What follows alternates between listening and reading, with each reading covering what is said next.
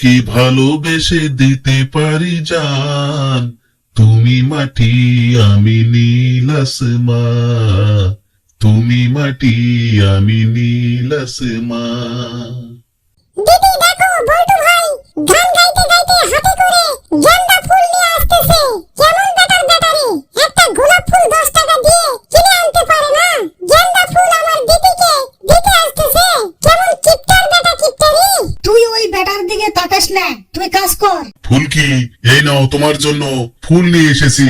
বেটা তুই আমার জন্য ফুল নিয়ে এসেছিস? গাল ছুঁড়ে গাল ফাটিয়ে দিব। বেটার সাহস দেখছো, আমাকে ফুল দিতে এসেছে। ফেসকি ওকে তাড়াতাড়ি এখান থেকে চলে যেতে বলো। মেয়ের ভাব দেখো, বেশি ভাব দেখাস না।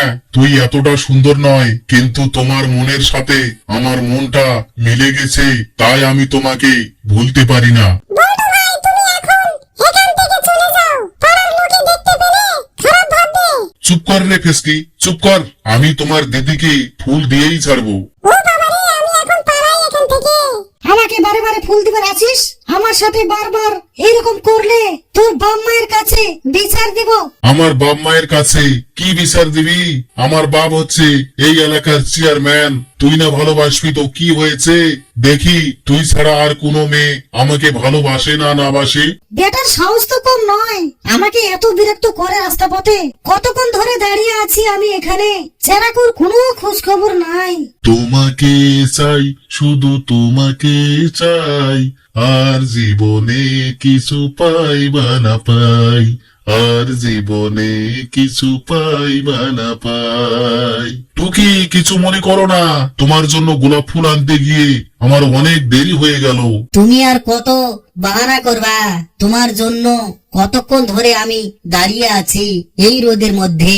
রাগ করো না টুকি, রাগ করো না। দিদি দেখো, এখন বল্টু বেটা আবার টুকি দিদির কাছে গিয়েছে ফুল নিয়ে। আমি জানি ছেলেরা এরকমই হয়, সেই কারণেই তো আমি বল্টু বেটার কাছে পাত্তাই দেই না। টুকি আমি বেশিক্ষণ থাকতে পারবো না। তুমি জানো তো আমার বাবা চেয়ারম্যান, আমার বাবা হচ্ছে এই এলাকার সম্মানীয় ব্যক্তি। আমাদের যদি কেউ দেখে ফেলে তাহলে মহা বিপদ হয়ে যেতে পারে। আমি এখন তাড়াতাড়ি পালাই, কালকে আবার দেখা হবে। ঠিক আছে যাও, কাল যেন দেরি না হয়, খুব তাড়াতাড়ি আসবে বলে দিলাম কিন্তু। ঠিক আছে টুকি, আমি এখন যাই। টুকি আমি এখন যাই, টাটা বাই বাই, আমি এখন চলে যাই।